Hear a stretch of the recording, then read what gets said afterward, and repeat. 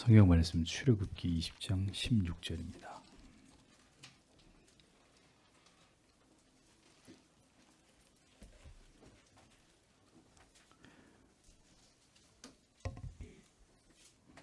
같이 읽겠습니다. 내 이웃에 대하여 거짓 증거하지 말지니라. 아멘. 웨스트민스터 데이비드 문답 143문. 제9계명은 무엇인가? 제9계명은 내 이웃에 대하여 거짓 증거하지 말지니라입니다. 제144문. 제9계명에서 요구하는 의무는 무엇인가? 제가 읽어드리겠습니다. 제9계명에서 요구하는 의무는 사람과 사람 사이의 진실과 우리 자신뿐만 아니라 우리 이웃의 명예를 보존하고 증진하는 것입니다.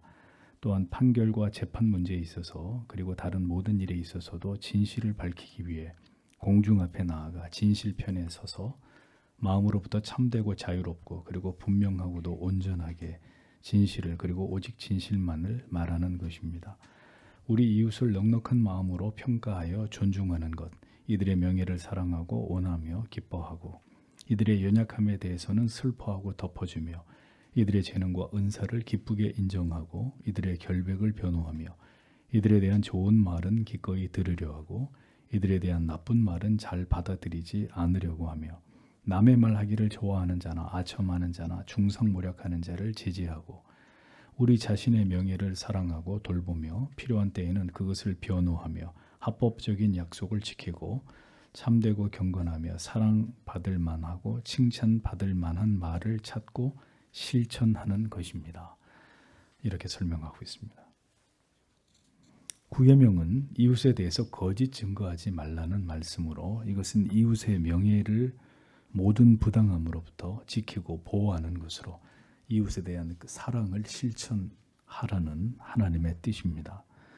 명예를 잃어버리게 되는 일은 참으로 고통스러운 일이고 심지어 살아있는 사람을 죽음에 이르게 할 만큼 괴롭게 하는 일이기 때문에 하나님이 계명으로 이것을 금지시키셨고 이것을 위해 그리스도인들이 모두 구체적으로 노력하고 이 계명을 지킬 것을 우리에게 요구하고 계시는 것을 보게 됩니다. 9계명이 요구하는 의무가 무엇인지 데이비드 문답의 내용을 중심으로 생각을 해보도록 하겠습니다. 먼저 9계명이 우리에게 요구하는 바는 사람과 사람 사이의 진실과 우리 자신뿐 아니라 우리 이웃의 명예를 보존하고 증진하는 것이다. 이렇게 설명을 하고 있습니다. 사람과 사람 사이의 진실이 왜 중요합니까? 진실은 하나님께서 인간에게 주신 성품이기 때문입니다. 하나님이 진실하시고 하나님이 우리를 진실하게 대하시기 때문에 또 하나님은 진실하시고 그 진실이 영원 불변하신 분이기 때문에 우리도 하나님에 대해서 그리고 지체에 대해서 진실해야 합니다. 하나님은 거짓을 모르시는 신이십니다. 그러므로 하나님을 경외하는 모든 하나님의 자녀들 역시 하나님과 사람에 대해서 진실해야 합니다. 하나님을 향해서 진실해야 하고 함께 하나님의 자녀된 지체들을 대할 때도 성도는 속이거나 뭔가를 감추거나 이렇게 하지 않고 모든 것을 있는 그대로 진실되게 서로를 대해야 합니다. 진실하게 대하지 않고 거짓과 속임으로 가식과 위선으로 대하는 것은 죄이고 우리는 이것을 하나님 앞에서 부끄러워해야 되고 하나님 앞에서나 지체들 앞에서 진실하기 위해 언제나 성령의 도우심을 구하는 자들이 되어야 합니다. 그 진실함은 나아가서 우리 이웃의 명예를 보존하고 증진하는 것까지를 감당해야 된다. 이렇게 대교리가 설명을 하고 있습니다. 세상은 거짓과 가식, 위선 이 판을 치는 세상입니다. 진실이라는 말, 그 의미가 퇴색된 지 이미 오래입니다. 자기와 자기 편의 이익을 위해서 진실 따위는 이제 더 이상 중요한 가치로 여겨지지 못하는 것이 이 악한 시대의 모습입니다. 여러분, 누가 진실한가요? 우리 주변에 진실한 사람이 누가 있어요? 세상을 보세요. 정치인들이 진실합니까? 기업인들이 진실합니까? 교육가들이 진실합니까? 누가 진실합니까? 세상에는 진실한 사람들이 없어요. 세상은 사탄이 지배하고 있는 것이기 때문에 그렇습니다. 사탄은 누구예요? 속이는 자입니다. 속이는 자. 그러므로 사탄이 지배하는 세상에서 거짓이 판을 칠 수밖에 없는 것은 당연한 일이죠. 그러므로 빛과 소금의 사명을 감당해야 될 그리스도인들은 이 거짓의 왕국에서 더 힘써 우리 자신과 이웃의 명예를 거짓으로부터 지키고 보존하는 일에 우리가 모든 책임을 다해야 될 의무가 있고, 이것은 하나님이 우리에게 주신 명령이다라는 사실을 잊어서는 안 됩니다. 구계명이 요구하는 의무는 이어서 판결과 재판 문제에 있어서, 그리고 다른 모든 일에 있어서도 진실을 밝히기 위해 공중 앞에 나아가 진실편에 서서 마음으로부터 참되고 자유롭게, 그리고 분명하고도 온전하게 진실을, 그리고 오직 진실만을 말하는 것이라고 설명을 하고 있습니다. 판결과 재판을 비롯해서 진실을 밝혀야 되는 모든 일에 대해서 그리스도인들은 뒤로 숨어버리는 것이 아니라, 침묵하는 것이 아니라 진실의 편에 서서 진심으로, 그리고 참되게, 그리고 자유롭고 분명하게, 온전하게 우리가 알고 있는 진실을 밝혀야 될, 말해야 될 책임과 사명이 있다라는 사실을 기억해야 합니다. 사람들은 잘 이런 일에 관여하기를 싫어합니다. 진실을 밝히는 일 피곤하게 생각합니다. 굳이 내가 하지 않더라도, 또 내가 진실을 말한다고 이 거짓된 세상이 달라지랴? 이런 생각 때문에 굳이 진실을 밝히려고 하는 일에 용기를 드러내지 않습니다. 그러나 성도 여러분, 성경은 우리에게, 교리는 우리에게 분명히 말씀합니다. 거짓이 진실을 이기려고 할 때 침묵을 하는 것은 거짓에 동조하는 것이고 동의하는 것이다라는 거죠. 그러므로 그리스도인은 재판과 판결에 있어 진실만을 증언해야 될 의무가 있고, 기회가 주어진다면 분연히 일어서서 공중 앞에서 자기 혼자 자기 방 안에서 임금님 귀는 당나귀 귀 이렇게 해봐야 소용없고, 공중 앞에서 모든 것을 증언할 수 있는 이런 용기가 있어야 된다라는 것입니다. 때로 진실을 밝히는 일은, 그리고 진실의 편에 서는 일은 우리에게 심각한 위협과 불이익을 수반해야 되는 일이 될 수 있습니다. 심지어 목숨까지 내놔야 되는 상황에 이를 수도 있습니다. 내가 진실을 말했다는, 진실을 증언했다는 이유로 내 생명을 위협받게 되는 일까지 감당해야 될 수 있습니다. 그럼에도 불구하고 우리는 진리의 편에 서야 합니다. 우리가 사실을 말하지 않고 침묵할 때 누군가가 재산과 명예뿐 아니라 생명까지도 잃어버릴 수 있다는 것을 알고, 우리는 오직 선과 악을 판단하는 모든 자리에서 오직 진실만을 말할 수 있는 자가 될 수 있어야 합니다. 이 일은 누구에게 가능할까요? 그의 양심이 하나님에 의해서 굳게 붙들려 있는 자에게 가능한 일입니다. 누구나 진실을 말할 수 있는 용기가 있지 않습니다. 하나님이 그의 양심을 강력하게 붙들고 있을 때, 루터가 브롬스 의회에 나가서 내 양심은 하나님께 붙잡혀 있습니다. 나는 아무것도 내가 한 말에 철회할 수 없습니다. 오직 그 양심이 하나님께 붙들려 있는 자라야 진리를 이야기할 수 있는 것입니다. 목에 칼이 들어와도 그 진리의 편에 설 수 있는 것입니다. 우리에게 그 같은 하나님 앞에서 하나님만을 의식하는 두려움과 하나님을 향한 사랑이 있기를 우리는 기도해야 되고, 그것으로 그 모든 것을 감내할 수 있는 믿음을 가진 사람들이 되기를 기도해야 되리라고 믿습니다. 그러니까 하나님에 대한 절대적인 믿음이 없으면 진리의 편에 설 수 없습니다. 타협하게 됩니다. 살 길을 비굴하게 찾게 됩니다. 하나님에 대한 절대적인 믿음이 있어야 죽으면 죽으리다 하고 진리의 편에 서죠.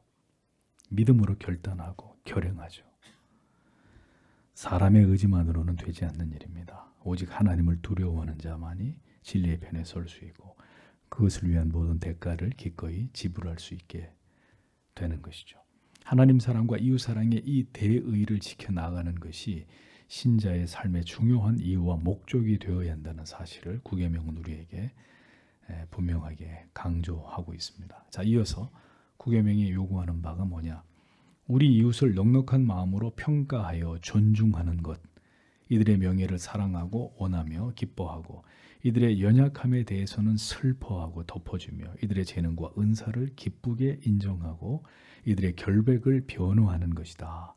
이렇게 구계명을 확장했을 때 우리에게 이것들을 의무로 감당하게 한다. 이렇게 설명을 해요. 여러분, 우리의 마음이 하나님의 사랑으로 충만하다면 우리는 가족이나 지체들에 대해서 어떤 마음을 갖게 될까요? 우리가 은혜와 사랑으로 충만하다면 어떤 마음을 갖게 되겠어요? 넉넉한 마음을 가져요. 내가 예수 그리스도의 사랑으로 은혜로 충만하면 관용하는 마음, 이해하는 마음, 너그러운 마음, 악하게 평가하기보다는 좋게 선하게 평가해주고 무시하고 정죄하는 마음보다는 나보다 낫게 여기고 존중하는 마음을 갖게 돼요. 어떨 때요? 내가 은혜로 충만할 때, 내가 예수로 충만할 때. 그러면 우리의 말과 태도 가운데도 그런 모습이 자연스럽게 드러나게 되어 있습니다. 그런데 반대로 우리의 마음에 하나님을 향한 사랑도, 하나님께 받은 사랑도, 우리의 마음을 지배하고 있는 그리스도를 통한 은혜도 다 사라지고 나면 우리 마음은 지체를 향해, 이웃을 향해 넉넉한 마음은 다 사라져버리고 모든 것을 비판적으로, 부정적으로 보게 될 것입니다. 그럼 어떻게 되죠? 함부로 말을 하게 되고 함부로 행동하게 되고 그러한 언행은 무례하고 불명예스럽고 신자로서 부끄러운 모습들로 나타나게 되는 것입니다. 그의 마음이 무엇이 그의 마음을 지배하고 있느냐가 그의 언행을 지배하고 그가 이웃에 대해서, 지체에 대해서 어떻게 행동하고 대우하고 그들과 관계할지를 결정하는 것입니다. 우리는 지체들의 명예를 사랑하고 그들의 명예를 지켜주는 것을 기뻐하고 우리 모두 연약한 죄인들이기에 우리에게 드러나는 모든 연약함에 대해서, 불완전함에 대해서 그것을 지적하고 정죄하고 비판하기보다는 함께 성도된 관계 안에서 안타까워하고 슬퍼하고 덮어주는 마음이 필요하다고 교회는 우리에게 가르칩니다. 그렇게 하는 이유는 하나님께서 우리의 모든 죄와 허물과 연약을 깨닫게 하실 것이고 그것들을 하나하나 교정해 나아가실 것이라는 사실을 알고 믿기 때문입니다. 여러분, 내 자신 안에도 많은 허물과 부족함이 있음을 한다면 우리가 어떻게 서로에 대해서 그렇게 쉽게 비판하고 비난할 수 있습니까? 나도 안 바뀌는데 여보시오, 좀 변화되시오, 좀 고치시오, 바꾸시오 라고 쉽게 말을 하겠습니까? 나도 안 바뀌는데. 우리가 모두 죄인임을 알 때 우리가 가진 이 연약함을 보고 슬퍼하고 애통하고 그것을 위해서 기도해 줄 수 있어야 합니다. 기도해 줄 수 있어야 합니다. 옳고 그름을 지체들끼리 따지는 일보다는 우리는 우리의 연약함과 무지를 슬퍼하고 덮어주고 기다려줄 수 있어야 합니다. 그 허물과 부족을 기어이 들추어내고 나를 세워 비난하는 것이 아니라 그 모든 연약을 위해서 기도해주고 오히려 부족함보다는 그가 가진 장점과 재능을 주님의 교회를 위해서 더 귀하게 여기면서 그것을 인정해주고 격려해줌으로써 함께 하나님의 나라를 위해 섬기고 충성할 수 있도록 노력하는 것이 바람직한 신앙의 모습이라고 대교리는 우리들에게 이 7계명이 우리에게 요구하는 이 확장된 의미를 우리에게 이렇게 교훈해주고 있는 것입니다. 그리스도인이 진정으로 하나님 앞에서 어떤 일에 결백하다면 누가 우리의 결백을 믿어주고 우리의 편이 돼주겠습니까? 우리가 어떤 문제 앞에서 정말 결백해요. 하나님 앞에 정말 내 자신이 결백합니다. 근데 이거를 누가 믿어줘요? 이 세상에서 내가 결백하다는 걸 믿어줄 수 있는 사람 누가 있어요? 가족 빼고 아무도 없어요. 성도 외에는. 그리스도의 한 피를 받은 지체들 외에는 이 사람은 결백한 사람이요. 이 사람은 죄가 없어. 이분은 그렇게 하실 분이 아니요. 이 죄 없는 사람을 모함하지 마시오. 라고 내 편에 서서, 여러분의 편에 서서 그 결백을 믿어주고 지지해 줄 사람이 누가 있냐고요. 그리스도인들밖에 없어요. 지체들밖에 없어요. 그리고 지체들은 그 일을 감당해야 돼요. 세상이 모두 일어나 우리를 악하다고 말하고 우리를 불의하다 할 때 끝까지 그 곁에서 우리의 결백을 지지해주고 믿어주고 우리를 위해 기도해주는 자들, 그들이 바로 하나님의 사람들이어야 합니다. 지체들이어야 하는 거죠. 이어 9계명이 우리에게 요구하는 바에 대해서 대교리는 이들에 대해 좋은 말은 기꺼이 들으려고 하고 이들에 대한 나쁜 말은 잘 받아들이지 않으려고 하며 남의 말하기를 좋아하는 자나 아첨하는 자나 중성모략하는 자를 제지하는 것이다. 이렇게 설명을 하고 있습니다. 누군가에 대해서, 지체들에 대해서 좋은 말이 들리면 귀를 크게 열고 들으시면서 함께 칭찬해주고 맞아요. 그 성도가 그런 분이죠. 그래요. 참 이런 성도가 지체가 우리 옆에 있다는 게 하나님 앞에 너무 감사한 일이에요. 들으면서 함께 칭찬해주고 그런데 누군가에 대해서 나쁜 말이 들릴 때는 속히 귀를 막고 그것을 받아들이지 않으려고 하는 마음. 그것이 지체들의 명예를 지켜주는 일이다라고 대교회는 우리에게 가르쳐줍니다. 확인되지 않은 말을 퍼뜨리고 옮기는 것은 그리스도인으로서 부끄러운 일이고 9계명을 어기는 죄가 되는 일이라는 겁니다. 더 나아가서 그렇게 남의 말을 하기 좋아하는 사람이나 아첨하거나 중성모략하는 자를 신자는 적극 제지시켜야 될 의무가 있다고 얘기합니다. 이게 습관이거든요. 습관. 남의 말하기 좋아하는 사람, 이게 습관이라 그래요. 습관. 그러니까 자기도 모르게 그렇게 되는 거예요. 만약에 남의 말하기 좋아하는 사람과 여러분이 지금 남에 대해서 얘기하고 계신다면 그는 다음에는 다른 사람을 만났을 때 당신에 대해서 이야기를 하고 있을 겁니다. 그것도 좋은 얘기가 아니라 좋지 않은 이야기를 하고 있을 거예요. 아첨은 어떤 거예요? 정상적으로 일을 진행하는 사람이라면 절대로 행하지 않는 말과 행동입니다. 아첨과 아부가 습관이 되어 있는 사람, 무엇인가 비정상적인 것을 부탁할 때 사람들이 뭘 하죠? 아부를 하고 아첨을 합니다. 뇌물을 먹입니다. 사람의 마음을 미혹하고 조종하려고 하는 자들이 주로 하는 게 뭐죠? 아첨입니다. 아첨. 중상모략하는 자는 어디를 가나 이 일을 행하고 결국 공동체를 불신과 대립으로 갈등으로 몰아넣는 사람들입니다.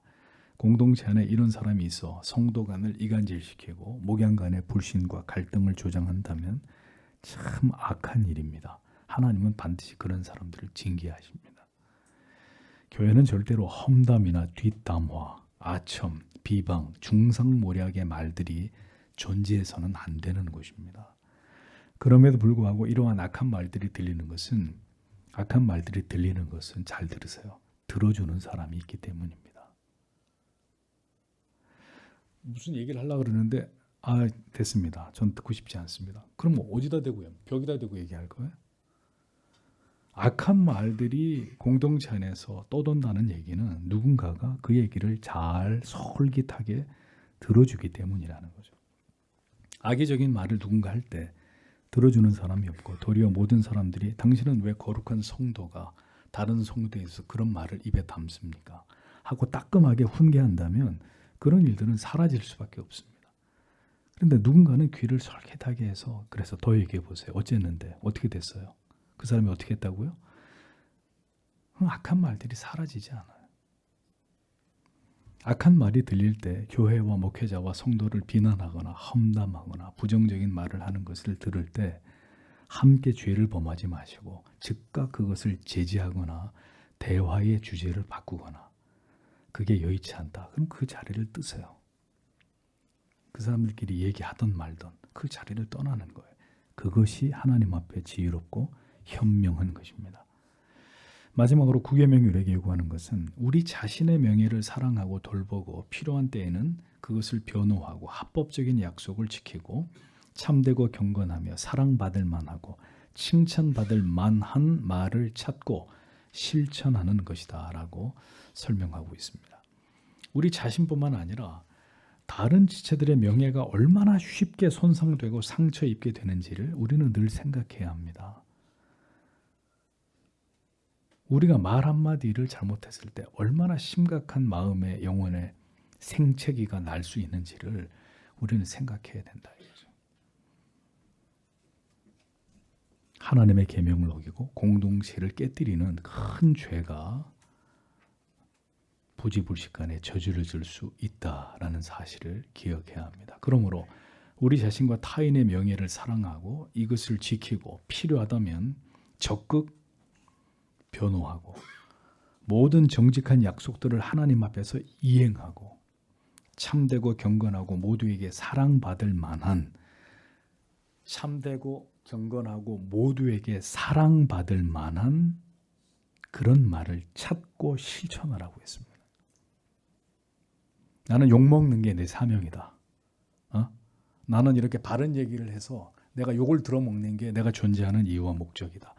이렇게 착각하지 마시고 참되고 경건하고 모두에게 사랑받을 만한 또 칭찬받을 만한 그런 말을 찾으라 그랬어요. 그런 말이 어떤 말이 있을까? 정말 그럼 신자가 그런 말이 어떤 말이 있을까요? 하나님을 높이는 말. 이 하나님의 진리의 아름다움을 드러내는 말. 참 하나님이 기뻐하는 그 신앙의 고상함을 이야기하고 깊은 교리에 우리에게 꼭 필요한 지식을 이야기해주고 뭔가 우리가 하나님을 더 사랑하고 싶어지게 만드는 더 교회를 사랑하고 싶어지게 만드는 더 지체들을 사랑하고 싶어지게 만드는 말들 찾아야 돼요. 그런 말들 찾아야 돼. 그런 말들을 찾고 그 다음에 실천하는 거예요.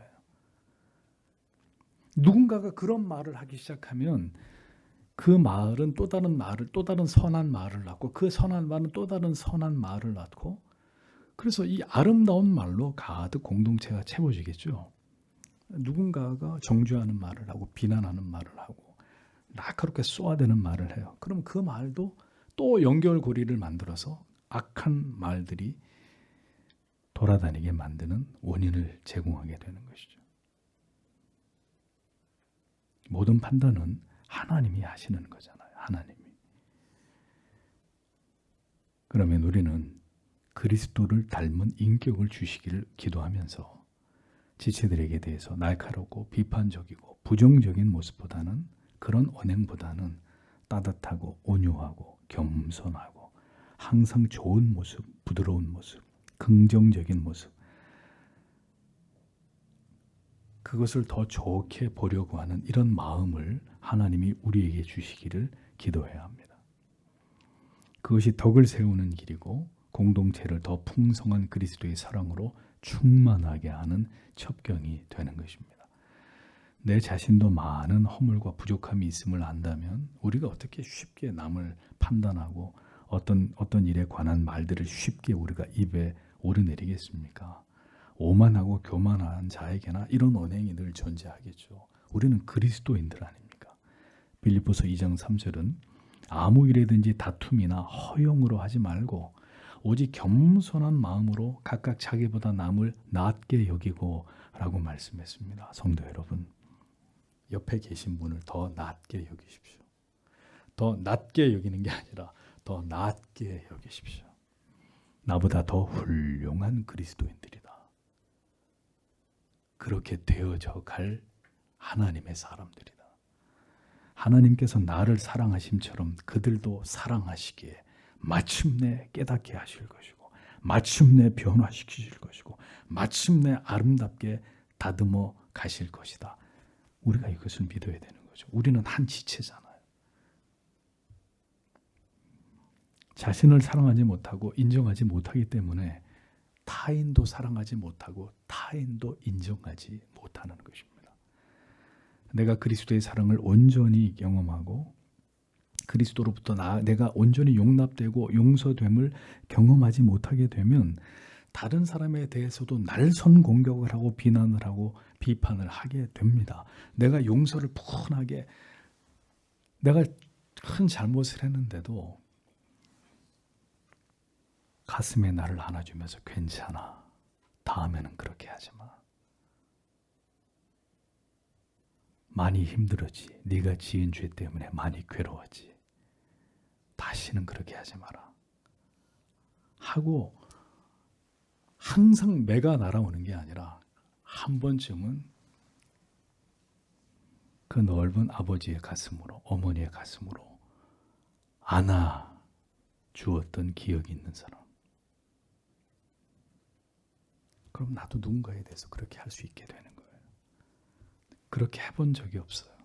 항상 잘못했으면 매를 맞고 거기에 대한 응분의 대가를 지불해야 되고 거기에 대한 체벌을 받아야 되고 항상 그런 삶을 살아왔다면 그렇게 할 수 있는 여유가 없는 거죠. 그럼 어떻게 해야 돼요?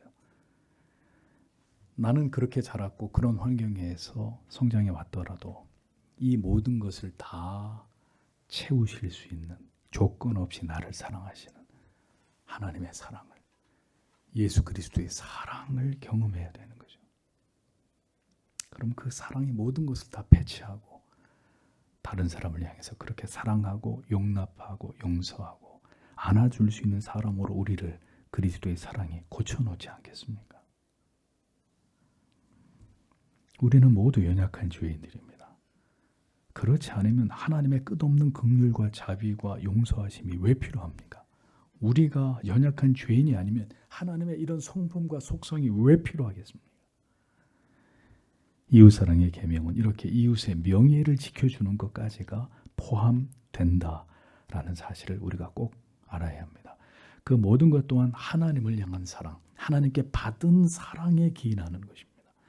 놀라운 사랑을 받았어야 그 사랑이 전부라고 여길 수 있는데 그 사랑을 경험하지 못하게 되면 비판, 비난, 정죄, 내가 높아지기 위해 다른 사람을 평가하고 다른 사람을